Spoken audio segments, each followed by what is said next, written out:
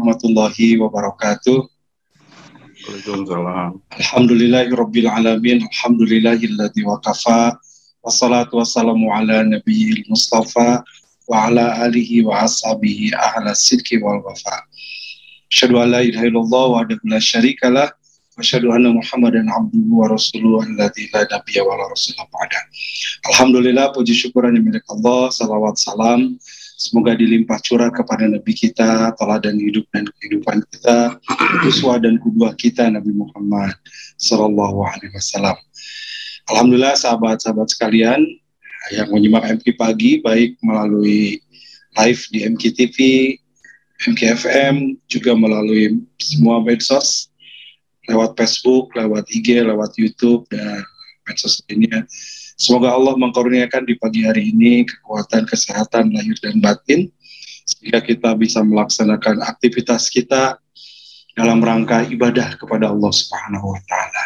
Kita bersyukur pagi hari ini, subuh hari ini kita sudah melaksanakan kewajiban kita kepada Allah, ibadah sholat subuh, dan kita lanjutkan dengan kajian MK Pagi seperti biasa hari Senin.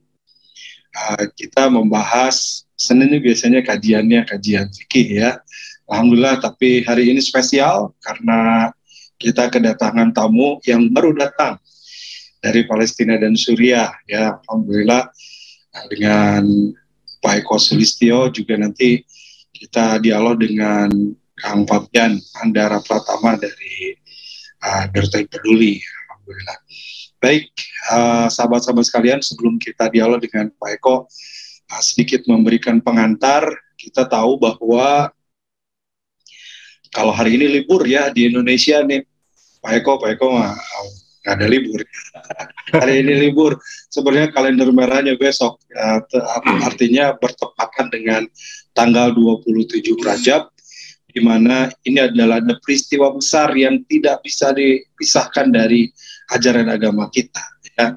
Dalam surat Al-Isra surat ke-17 Allah berfirman, Subhanalladzi asra bi 'abdihi lailan minal masjidil haram ilal masjidil aqsa alladzi barakna. Al-ayat. Maha suci Allah yang telah memperjalankan hambanya dari Masjidil Haram ke Masjidil Aqsa.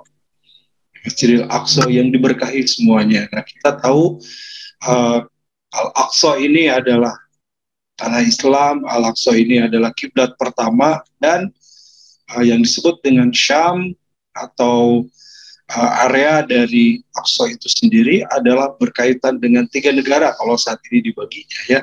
Ada Palestina, Jordan, dan Suriah yang berbatasan, yang dulu itu adalah satu wilayah, satu lingkungan disebut dengan Syam, yang merupakan tanah yang diberkahi, barokna haula, diberkahi di sekitarnya. Dan keberkahan itu selalu kita ingat kembali, kita diingatkan dengan hal yang terjadi di mana adanya peristiwa yang disebut dengan Isra Mi'raj ya. Peristiwa Isra Mi'raj ini mengingatkan kita kepada kewajiban sholat dan seterusnya. Nah, namun tidak cukup di situ, tapi kita juga pahami bagaimana kondisi terkini ya di Syam sana, negeri Syam sana, apa yang terjadi, apalagi sekarang musim dingin yang begitu luar biasa. Kita bisa mendapatkan kabar terbaru nih dari Pak Eko yang baru saja mendarat di Indonesia dari Suriah. Kita sapa dulu beliau. Assalamualaikum warahmatullahi wabarakatuh, Pak Eko. Waalaikumsalam warahmatullahi wabarakatuh, Ustaz Fadil dan teman-teman semua, sahabat-sahabat kebaikan DT Peduli yang saya hormati. Alhamdulillah, wasyukurillah, malam tadi saya baru sampai dan alhamdulillah juga karantina ini 3 hari, dan sebagai kabar yang paling menggembirakan juga untuk Ramadan, di program Ramadan itu Jordania sudah tidak menetapkan lagi protokol COVID-19. Jadi masker sudah bukan suatu kewajiban, tes PCR juga bukan suatu kewajiban kalau datang atau pergi, dan tidak ada karantina Ustadz Fadil di sana. Mungkin itu yang informasi awal ya. Jadi musim dingin, setelah musim dingin diharapkan ada kebersihan udara di Bumi Syam. Ada kebersihan udara, ada imun yang meningkat. Di lokasi camp-camp pengungsian pun selama saya di sana juga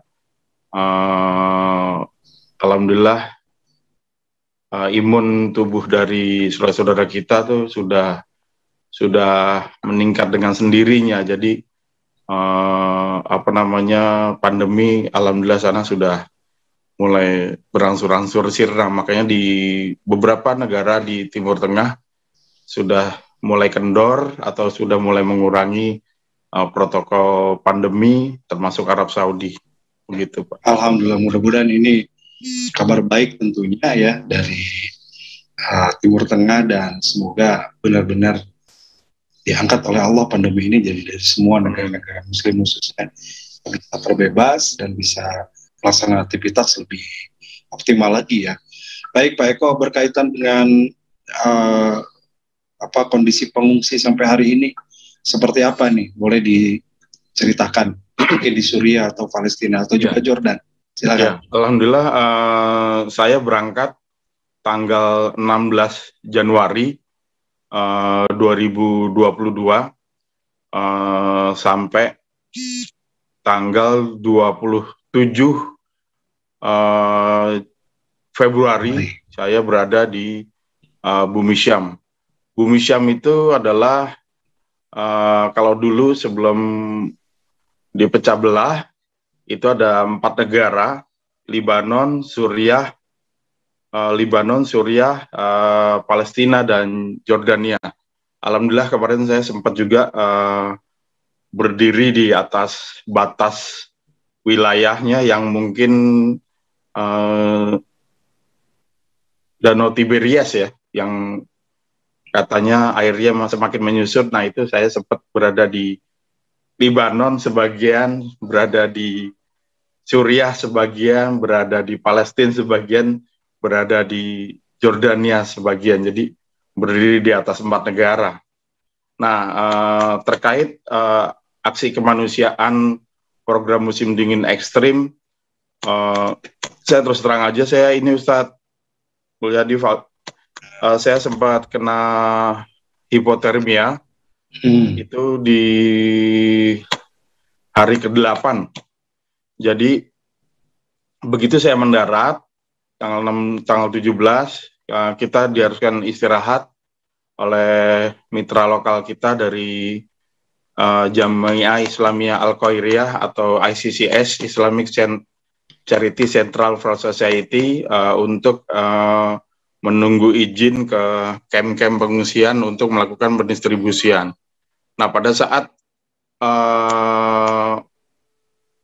menunggu izin ke camp-camp untuk pendistribusian, suhu saat itu masih berkisar antara 15-18 derajat, paling ekstrim 10 derajat. Nah, di hari ke-8 hari ke-7 kita mulai asesmen tuh. Mulai asesmen kebutuhan pengungsi, kebutuhan saudara-saudara kita Palestina, kebutuhan saudara-saudara kita Suriah. Nah, di malam hari pada saat asesmen suhu turun drastis. Waktu itu sampai -5, habis -5, -10, habis -10 sampai -12, habis -12, -17. Nah, memang saat itu saya sudah bawa perlengkapan musim dingin, tapi saya belum, perlengkapan musim dingin ekstrim saya ada di penginapan atau di base camp, sehingga saya tidak bawa perlengkapan musim dingin yang sampai kondisi minus. Nah, akhirnya saya terkena hipotermia atau suhu tubuh tuh turun. Padahal suhu tubuh orang itu kan normal 36-37 nggak boleh turun. Saya turun sampai 35 sampai 34, itu kondisi kesadaran udah hilang. terus makan nggak mau, itu dirawat sampai 14 hari Ustadz. Masya Allah. Dirawat sampai 14 hari, hari ke-8 kena Omikron, hari ke-8.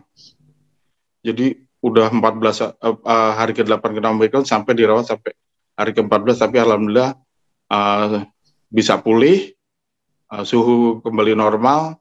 Nah, kita mulai pendistribusian. Nah, pada saat suhu minus 17 itulah kami mendapatkan kabar banyak saudara-saudara kita di kem-kem pengungsian yang sampai meninggal dunia, rata-rata balita, rata-rata anak-anak. Karena memang kondisinya dingin ekstrim.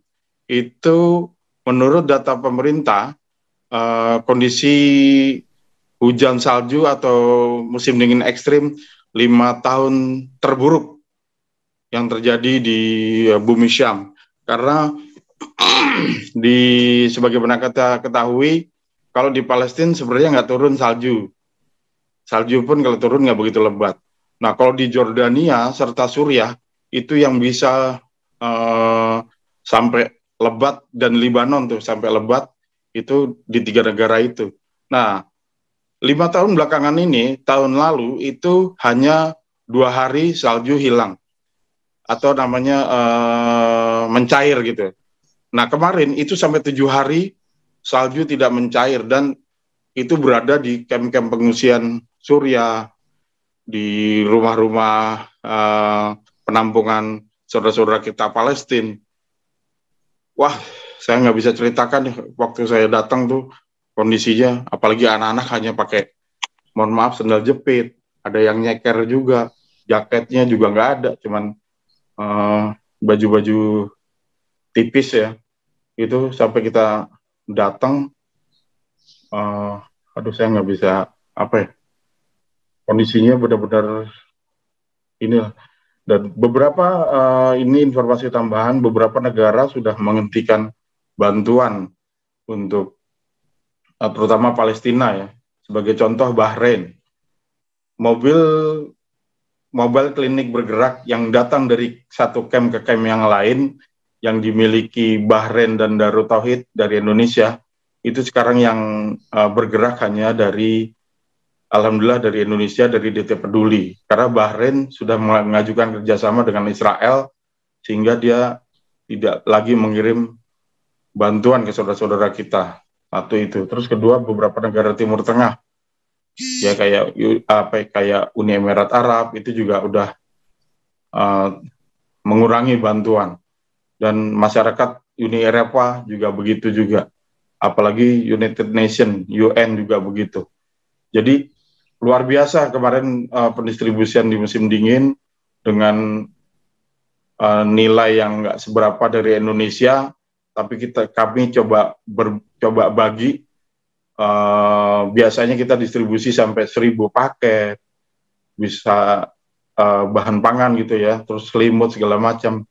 Tapi tahun ini hanya sekitar 300-an, hanya 300-an paket, tapi mereka ya cukup senang, saudara-saudara kita sampai ada yang sempat saya cukup terharu gitu ya. Kami sebenarnya, kamu datang aja kami sudah senang, sampai ada yang ngomong gitu. Jadi kami nggak perlu bantuan, nggak apa-apa, tapi kamu datang Indonesia, kita sudah senang, dia bilang gitu. Ada beberapa yang sudah sering kita datengin mobil ambulan, mobil kliniknya Darut Tauhid gitu ya, sampai ngomong seperti itu, nggak apa-apa, nggak bawa bantuan, nggak apa-apa, tapi kamu dari Indonesia hadir, kami sudah senang. Baik, alhamdulillah. Terima kasih Pak Eko, ini informasinya sangat luar biasa ya. Ya. Alhamdulillah. Terima kasih Pak Eko.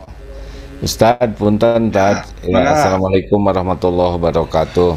Waalaikumsalam warahmatullahi wabarakatuh. Sahabat-sahabatku sekalian, terima kasih Pak Eko, Pak Bian, siapa lagi tadi tuh, Masya Allah ya. Allah yang menguji kita dengan kelapangan dan kesempitan. Sesungguhnya ujian lebih beratnya itu adalah diberi kelapangan. Memang yang diberi kepahitan juga berat, tetapi peluang untuk bergantung ke Allahnya lebih besar.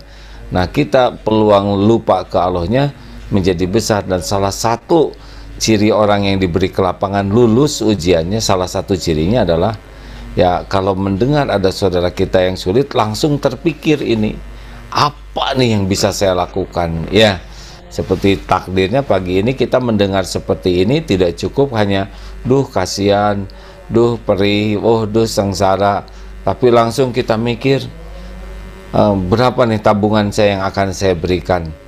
Itu akan jauh lebih dahsyat efeknya. Ya, makanya setiap kali kita mendengar, kita harus yakin bahwa mendengar informasi ini bukan kebetulan, sudah diatur Allah kita mendengarnya, dan ini merupakan salah satu tes dari Allah, apakah kepekaan kita, kepedulian kita langsung bisa berbuat. Maka kalau Asim menyarankan sesudah ini udah tidak usah ragu-ragu, teman-teman kalau lihat ada nomor rekening udah ambil langsung transfer atau langsung kirim. Mungkin tidak seberapa dalam hitungan jumlah besar, tetapi dalam pandangan Allah selalu bernilai tinggi. Kebaikan sekecil apapun, walaupun ikhlas, maaf saya cuma bisa 10.000, nggak usah bilang ke 10.000 karena urusannya dengan Allah ya, silahkan. Nah, inilah mudah-mudahan, dan terima kasih mendengar dari tadi penjelasan dari yang menyampaikan, dan Masya Allah, yang terpikir adalah berapa yang bisa ditransfer nih segera pagi ini ya, pada subuh ini, supaya bisa lulus ujian kelapangan yang Allah berikan kepada kita. Pak Eko, posisi di mana sekarang? Saya di Jakarta, alhamdulillah lagi karantina mandiri 3 hari karena sudah vaksin di Indonesia dan vaksin di Jordan. Orang harus vaksin di sana, jadinya di sana tingkat vaksinnya sudah hampir 100%. Jadi pendatang pun harus vaksin. Termasuk saudara-saudara kita Suriah maupun Palestina juga semuanya sudah tervaksin. Jadi dan di sana juga alhamdulillah protokol COVID juga sudah dihilangkan. Jadi mudah-mudahan kalau AA atau teman-teman DT mau hadir, insya Allah untuk menengok saudara-saudara kita, baik program-program Darut Tauhid seperti Rumah Tahfidz Quran, mobile klinik yang bergerak, alhamdulillah semuanya masih berjalan. Dan alhamdulillah mobil klinik kita di sana masih jalan ya? Masih, malah yang dari Bahrain sudah mengundurkan diri karena Bahrain sudah taken kontrak dengan Israel.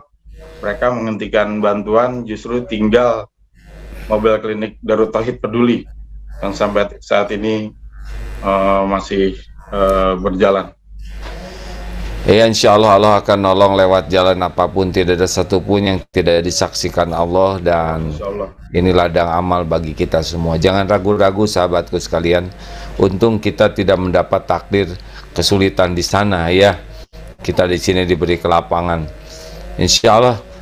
Lalu kalau sekarang makanannya dari mana itu, Pak Eko? Ya, kondisi makanan pengungsi sangat memprihatinkan.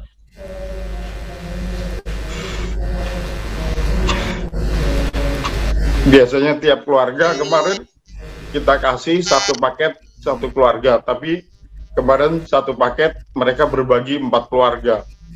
Luar biasa. Sampai saya tanya, ini paket hanya 1 untuk 1 family, nggak apa-apa, kami akan berbagi kepada 3 family lagi. Itu luar biasa, mereka dalam kondisi susah tapi mereka masih mau share ke saudara-saudaranya. Saya juga pakainya tadi yang saya sebutkan bahwa bantuan Indonesia saat ini nggak begitu banyak, memang kondisi juga, terus pandemi juga, jadi kita bawa nggak begitu banyak sehingga kita ceritakan seperti itu sampai akhirnya mereka bilang nggak apa-apa kamu nggak bawa bantuan sedikit atau nggak ada pun nggak apa-apa, yang penting Indonesia tetap hadir. Siap. Ini DT Peduli nanti nih nomor rekeningnya Ustadz? Ya Pak, sedang disiapkan sama teman-teman DT Peduli. Ya, DT Peduli silahkan. Ini pagi ini semuanya akan bersedekah nih, siapapun yang menyimak sudah tidak usah ragu-ragu. Ambil nomor rekening ini, catat dan transfer. Allah Maha melihat apa yang kita lakukan. Mudah-mudahan kita jadi jalan saudara-saudara kita ya, bisa makan, bisa minum, bisa ibadah, dan Allah menggolongkan kita menjadi ahli syukur. Ya, masuk kawan yang di sana ya, Maksiko, Fabian, siapa lagi nih ya? Insya Allah mudah-mudahan ada takdir bisa ke sana secepatnya ya. Pak Ustadz Mulyadi silakan lanjut ya. Ya Pak, terima kasih. Ya Pak Eko, sebelum kita lanjutkan nih ada tayangan juga, ini tayangan ya aktivitas kita di DT Peduli di Suriah dan Palestina ya, termasuk ini Pak Eko ini ya yang di sana kitanya. Silakan Kang Faruk atau teman-teman dari DT Peduli.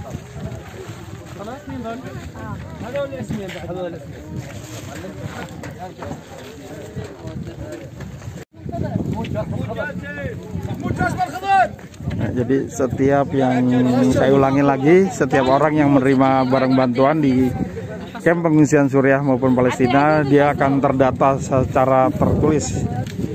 Nah, ini jadi bisa buat laporan, bahan laporan ke para donatur atau yang memberikan donasi, biar tahu bahwa donasinya sudah diterima oleh yang berhak.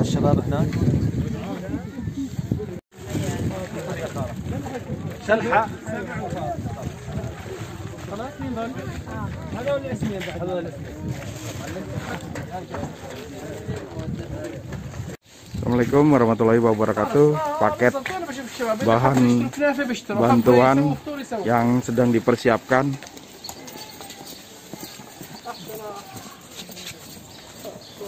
Terdiri dari roti hubus, ada oil cooking, kacang-kacangan, beras, daging, sosis, gula, teh untuk satu family. Nah, ini banyaknya, akan didistribusikan. Terima kasih.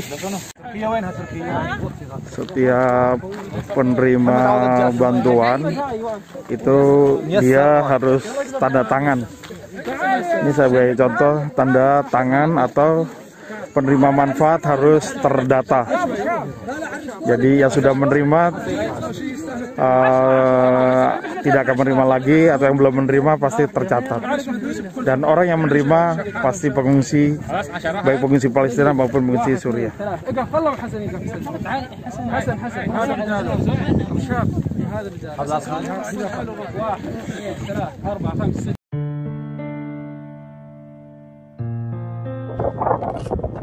Assalamualaikum warahmatullahi wabarakatuh, sahabat-sahabat kebaikan di Indonesia.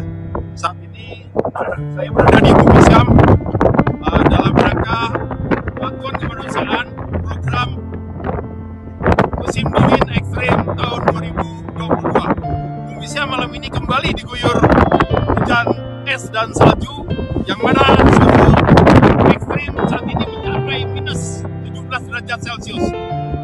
Saya tidak bisa membayangkan kondisi saudara-saudara kita Palestina dan Suriah yang hidup di kamp-kamp pengungsian dengan segala keterbatasannya. Mari kita selalu bantu, kalau bisa berdonasi atau kita bantu doa. Semoga saudara-saudara kita sehat dan tetap kuat menjalani masa musim dingin 2022. Terima kasih sekali lagi sahabat-sahabat. Assalamualaikum.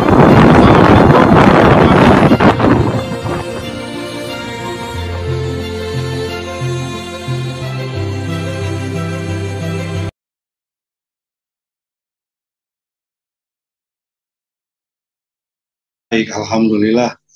Demikian tayangannya, mudah-mudahan ikut memberikan gambaran apa yang disampaikan Pak Eko tadi.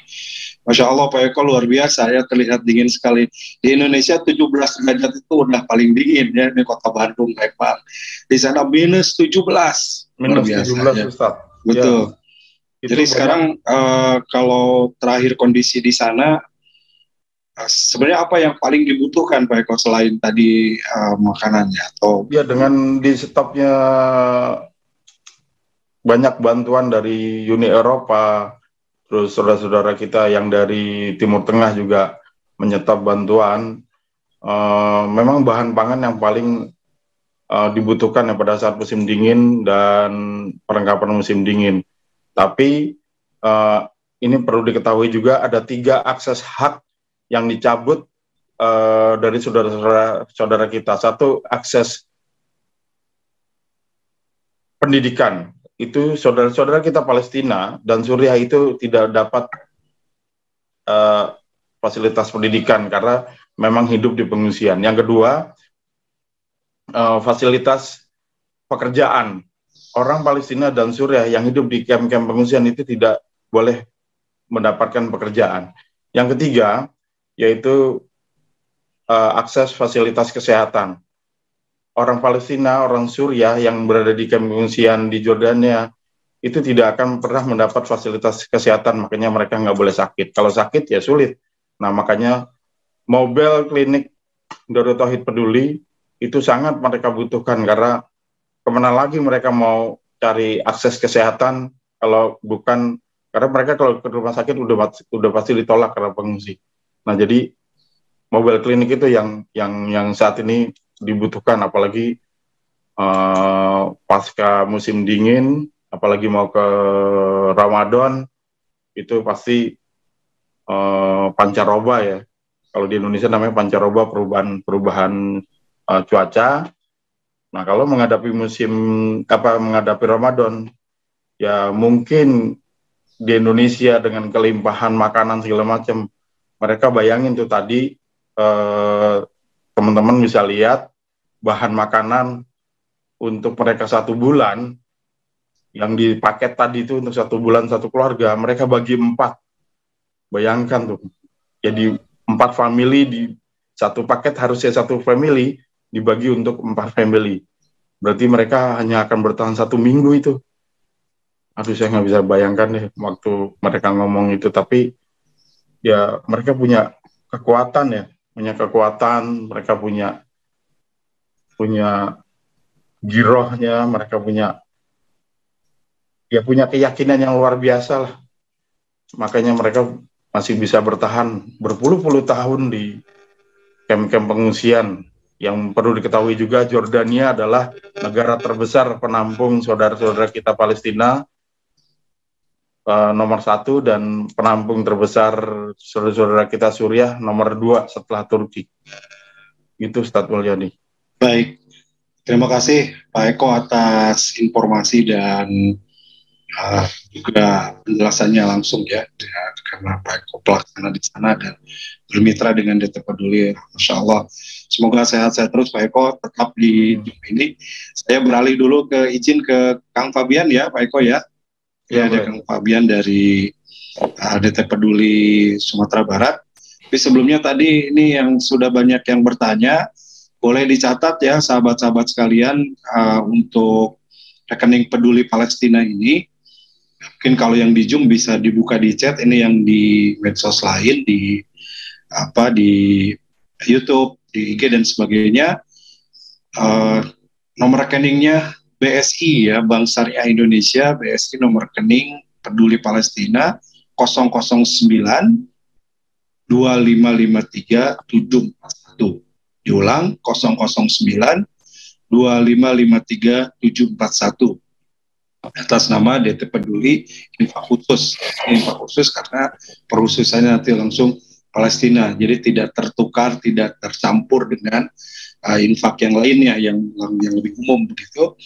Dan Bapak Ibu seperti sampaikan tadi, ini pagi hari, subuh hari, ini adalah saat yang tepat untuk kita berinfak sedekah sebagaimana hadis Rasulullah ya. Rasulullah bersabda yang diterima dari hadis muttafaq alaih, riwayat muttafaq alaih diterima dari Abu Hurairah bahwa setiap pagi turun 2 malaikat yang mereka berdoa, ya, doanya adalah Allahumma a'ti munfiqan khalafa, ya Allah, gantilah orang yang dermawan, yang menyedekahkan hartanya. Kalau pagi hari ini menyedekahkan harta, didoakan malaikat untuk diganti dengan yang lebih banyak dan lebih baik lagi. Wa yaqulul akharu, dan malaikat yang satu lagi berdoa, Allahumma ati mumsikan talafa, ya Allah, musnahkan harta orang yang bakhil, begitu ya. Tahan harta orang yang tidak mau berinfak. Jadi ini mudah-mudahan jadi motivasi juga. Ini Rasulullah yang menyampaikan ya dalam hadis sahih muttafaq alaih. 2 malaikat setiap pagi, setiap subuh turun, satu mendoakan kebaikan, mendoakan diganti dengan lebih banyak bagi yang bersedekah, yang berinfak, dan satu lagi mendoakan keburukan bagi orang yang tidak mau, itu bukan mendoakan keburukan ya, di kalimatnya Allahumma ati mumsikan talafa. Jadi Allah abaikan tinggal karena yang tidak berinfak. Baik, kita beralih ke Kang Fabian. Assalamualaikum Fabian. Waalaikumsalam warahmatullahi wabarakatuh, Ustadz. Alhamdulillah, bagaimana kabarnya? Sehat? Alhamdulillah sehat. Sehat. Di mana ini, Sumatera Barat ya? Iya Ustadz, alhamdulillah kami sedang berada di lokasi bencana gempa bumi di Pasaman, Ustadz. Yang terjadi beberapa hari yang lalu.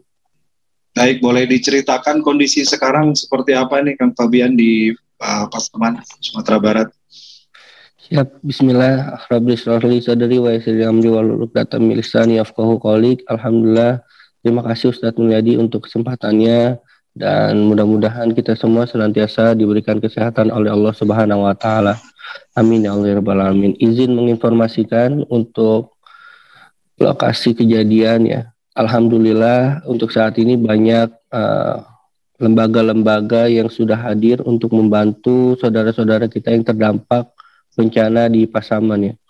Dan ini salah satu gempa yang lumayan berat juga untuk diterima para masyarakat, karena memang lebih dari 100 rumah rusak berat ya, bahkan rata dengan tanah, dan juga 300 rumah rusak ringan, banyak tembok-tembok yang runtuh juga di sini, serta fasilitas-fasilitas umum juga terkena dampaknya seperti masjid, terus dengan kantor-kantor dari pemerintahan juga beberapa ada yang terdampak seperti itu. Dan juga saat ini lebih dari 8.000 pengungsi berada di titik pengungsian posko-posko yang dibuat bersama pemerintahan di 8 titik posko besar, dan juga sebagian ada dari masyarakat yang membuka posko untuk beberapa keluarga di depan rumahnya untuk stay di setiap rumahnya masing-masing, Ustadz, seperti itu.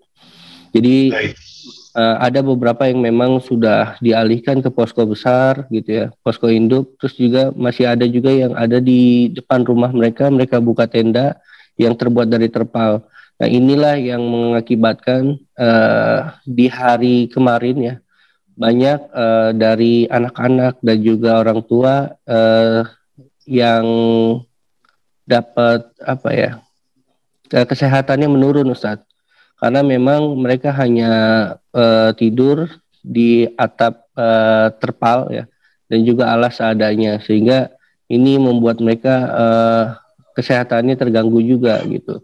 Dan kami alhamdulillah dari tim DT Peduli sudah asesmen wilayah dan juga bersilaturahmi kepada pemerintah setempat, dan insya Allah kita akan terus bergerak untuk memberikan bantuan-bantuan yang sudah dititipkan oleh para donatur seperti itu, Ustaz.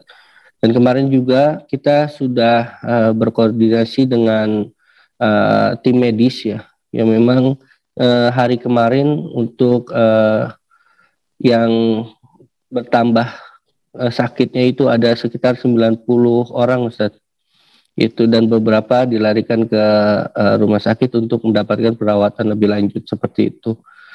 Karena memang gempa ini juga mengakibatkan trauma ya buat para warga di sini, sehingga warga-warga itu juga rada takut untuk pulang bukan bahkan untuk sekedar mengambil barang di rumah mereka juga sangat ketakutan gitu Ustaz.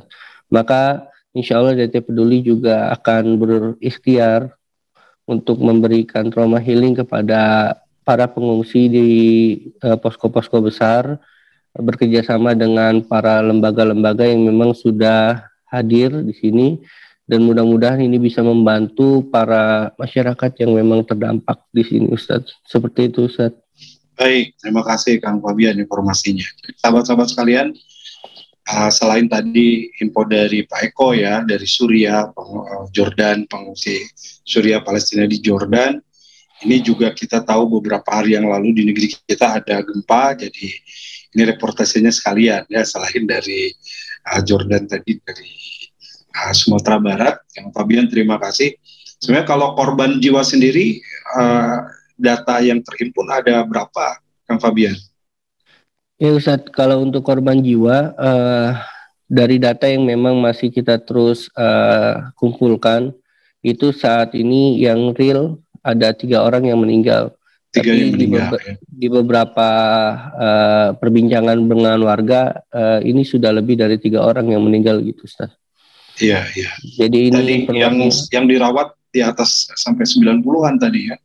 Iya, itu sehari Ustadz. Jadi ada penambahan orang-orang yang sakit di hari kemarin sekitar 90, karena memang tenda-tenda yang mereka tempati itu memang kurang layak gitu Ustadz. Jadi memang saat ini untuk yang paling dibutuhkan oleh masyarakat adalah kelayakan untuk mereka bisa nyaman di posko-posko yang memang sudah disediakan, dan juga mensupport posko-posko warga yang mereka buat sendiri seperti itu Ustaz. Baik, Masya Allah. Kalau DT Peduli sendiri apa yang sudah dilakukan nih beberapa hari pasca gempa ini terjadi? Ya, Alhamdulillah DT Peduli terus melakukan yang terbaik Ustadz.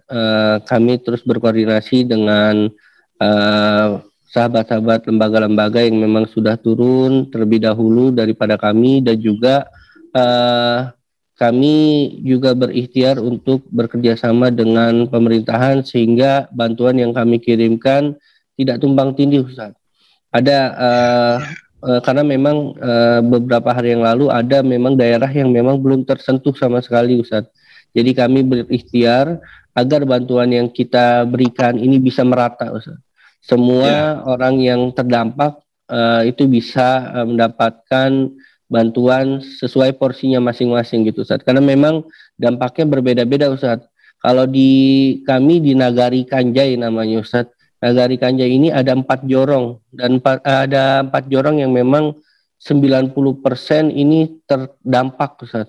Jadi kalau kita jalan ke arah sana, di kanan kirinya ini rata rumah Ustaz gitu. Jadi mereka lebih memilih untuk stay untuk di posko-posko yang memang mereka nyaman di situ Ustaz. Terus ada 4 jorong lagi, ini memang di bawah dari 90% gitu. Tapi memang dampaknya juga luar biasa Ustaz, dan mudah-mudahan ini tidak memakan korban lagi, dan posko-posko yang sudah ada bisa kita tingkatkan lagi kenyamanannya sehingga masyarakat yang berada di posko ini bisa lebih nyaman dan tetap sehat seperti itu Ustaz. Maka kita juga support untuk tim medis, kita bawakan beberapa obat-obatan seperti obat-obat ya memang untuk mensupport orang-orang yang memang setiap harinya bertambah gitu Ustaz, yang memang untuk pertolongan pertama seperti itu Ustaz. Terus juga kita bawa bahan baku yang memang kita siapkan untuk di dapur umum yang sudah tersedia di 3 titik Ustaz. Kalau titik besar untuk dapur umum kita ada 3 di sini Ustaz. Tapi dari masyarakat juga ada yang membuat dapur umum untuk beberapa keluarga seperti itu Ustaz. Tapi kita fokuskan DT Peduli untuk membantu 3 titik besar dapur umum supaya pembagiannya merata gitu Ustaz. Nah, sama kita juga membawa bantuan untuk anak-anak bayi ya gitu, dan juga untuk wanita, juga untuk orang tua. Mudah-mudahan ini bisa membantu, dan insya Allah ke depannya DT Peduli akan terus membantu memberikan apa-apa yang memang dibutuhkan oleh para pengungsi di sini, Ustadz. Baik, Masya Allah. Terima kasih Kang Fabian, ini informasi yang luar biasa, yang mungkin kita yang tidak di Sumatera Barat gitu ya, dan secara informasi juga tidak begitu masif nampaknya di media. Ini informasi yang sangat penting bagi kita, betapa ada saudara-saudara kita di sana yang sedang diuji ya, sedang di pengungsian begitu berat. Mudah-mudahan ini juga menjadi bagian yang bisa kita berbuat gitu ya, walaupun tidak turun secara langsung ke lapangan seperti Kang Fabian dan teman-teman di DT Peduli Sumatera Barat ya. Jadi sekarang baru atau masih dalam tahap darurat ya, tanggap darurat Kang Fabian ya, dapur umum, kemudian kesehatan, kemudian juga bantuan-bantuan logistik yang dibutuhkan ya. Jadi kedepannya akan ada juga program selanjutnya nih, setelah pasca darurat ini. Siap Ustadz, insya Allah mohon doanya dan dukungannya dari para jamaah sekalian. Insya Allah Darut Tauhid Peduli akan terus memberikan bantuan sampai tahap recovery. Mudah-mudahan ini bisa memberikan kelayakan kembali untuk warga yang memang kehilangan rumahnya benar-benar. Karena memang di sini rumahnya, Masya Allah Ustadz, kita ngelihat di sini ada rumah yang memang sudah rata benar gitu ya. Dan ini memang bisa kita sama-sama perjuangkan untuk bisa terbangun kembali gitu Ustaz. Mudah-mudahan ini dengan doa dan dukungan para jamaah semua, warga masyarakat di Pasaman ini bisa terbantu, bisa tertolong, dan mereka bisa hidup seperti sedia kala lagi Ustaz. Seperti itu Ustaz. Baik, Masya Allah. Jadi selain tanggap darurat juga nanti ada recovery ya. Baik recovery sisi, mudah-mudahan nanti dengan peran kita semua Bapak Ibu, sahabat-sahabat, bisa membangun kembali rumahnya, walaupun mungkin tidak sempurna sebelumnya. Atau recovery dari sisi mental tadi ya, ada yang takut kembali, ataupun juga anak-anak yang mungkin sekian akan butuh waktu sekian lama mendapatkan sekolah, belajar, dan sebagainya. Insya Allah nanti DT Peduli Sumatera Barat akan menjadi jalan, Bapak Ibu silakan yang akan juga nanti berdonasi ya, Insya Allah. Pak Eko, waktu kita terbatas nih, sedikit lagi, mungkin ada yang disampaikan sebelum kita berpisah, nanti juga Kang Fabian. Silakan Pak Eko sebagai closing sebelum kita akhiri jam 6 ke depan. Ya, sebagai informasi terakhir, salam dari saudara-saudara kita para pengungsi Suriah maupun Palestina. Mereka mengucapkan terima kasih kepada Indonesia yang konsisten, terutama Darut Tauhid Peduli yang, mohon maaf sekali lagi, sampai ada yang bilang kalau kita diserang, kalau kita dibombardir Israel, bantuan begitu banyak datang, sampai beberapa negara atau lembaga-lembaga baru datang. Tapi kalau Darut Tauhid, mau ada serangan, mau enggak, alhamdulillah bantuan tetap kita terima, kata dia, walaupun enggak seberapa mungkin ya, tapi konsisten dan kontinuitas itu yang syekh-syekh di sana cukup salut, cukup berterima kasih banyak atas bantuannya selama ini, walaupun mungkin jumlahnya tidak banyak, tapi konsisten dan tetap itu yang luar biasa bagi mereka, karena sekali lagi kita tidak akan pernah tahu saudara-saudara kita Palestina ini akan kembali ke tanah aslinya, kita belum tahu. Jadi mereka posisi masih hidup di kem-kem pengungsian dengan segala keterbatasan, dengan segala kekurangan. Begitu juga saudara-saudara kita pengungsi Suriah yang di tenda-tenda, hidup dalam keterbatasan, hidup dalam penuh tekanan dengan segala kekurangannya. Nah, itu yang bisa saya sampaikan.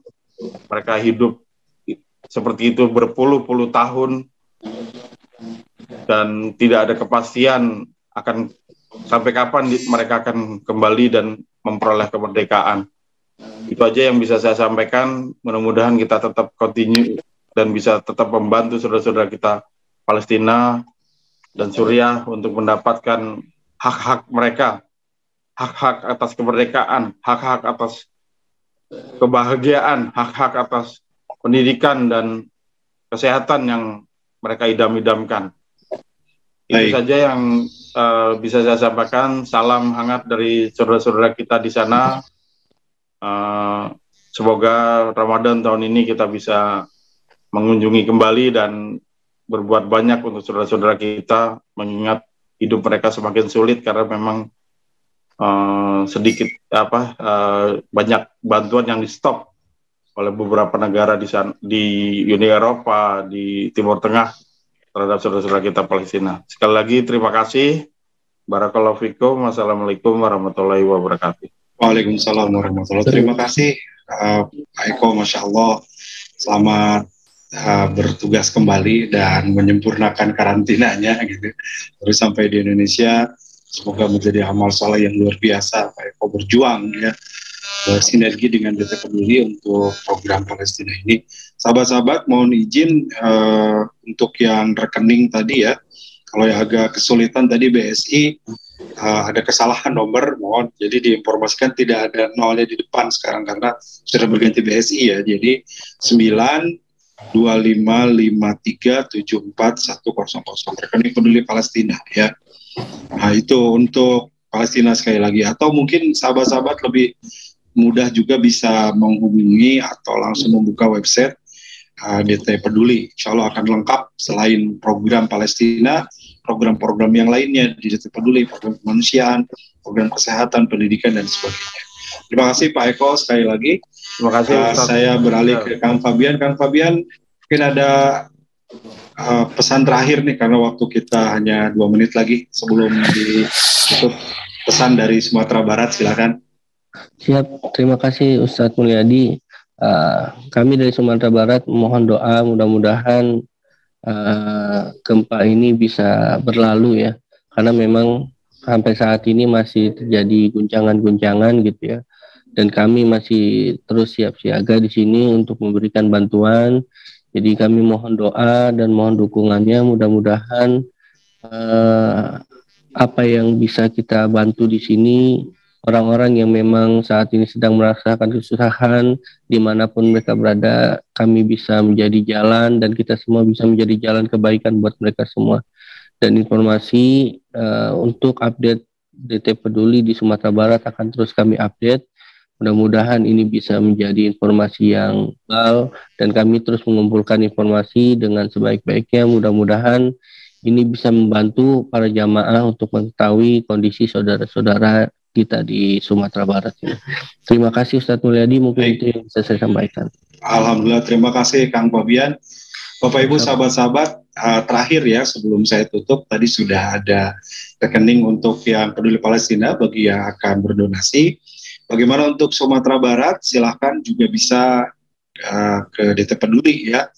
BSI 925, boleh dicatat 925 5372 900 ya, 925 5372 900 atas nama DT Peduli. Insya Allah ini untuk saudara-saudara kita di Sumatera Barat. Mudah-mudahan nanti Kang Fabian dan teman-teman berjuang di sana langsung dengan fisik, dengan tenaga kita yang tidak hadir ke sana, bisa dengan harta kita berjuang membantu saudara-saudara kita yang lain. Terima kasih Kang Fabian sekali lagi. Dan selamat berjuang sahabat-sahabat di sana. Semoga Allah ridho dan menjadi amal soleh buat kita semua.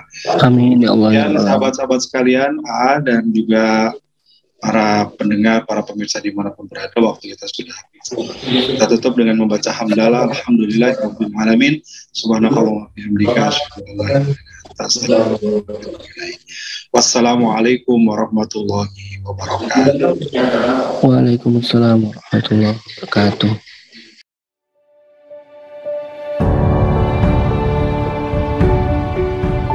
Saudaraku sekalian, ini adalah kawasan Eko Pesantren 2 di daerah Parompong. Masya Allah luasnya 4,6 hektar dan di sini akan segera dibangun masjid dan pesantren. Islam sangat serius untuk menjaga kelestarian alam, rahmatan lil alamin. Dan mudah-mudahan menjadi ladang amal bagi siapapun yang memang merindukan membangun masjid, membangun lembaga pendidikan. Inilah kesempatan untuk beramal. Saya sangat senang sekali di daerah saya akan dibangun pembangunan masjid sama pesantren. Semoga pembangunan di sini lancar dan diberkahi sama Allah.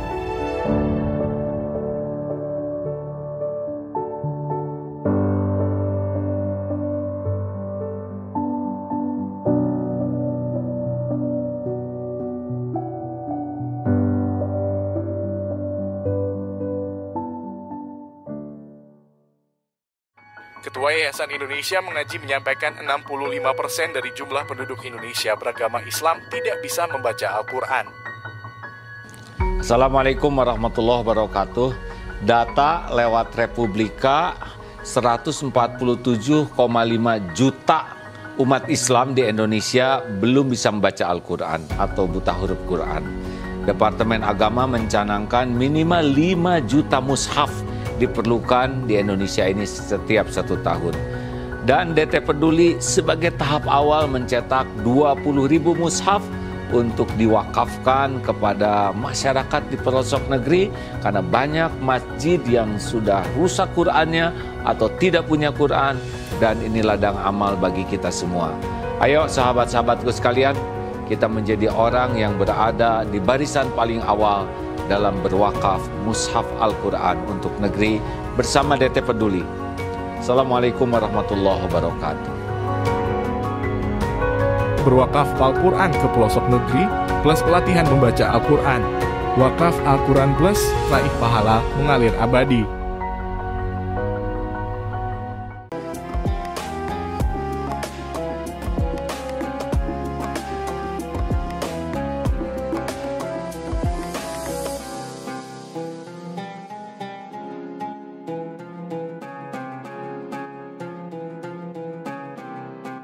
Jangan lupa, saya bilang sekalian, terus berlangganan di Darut Tauhid Official.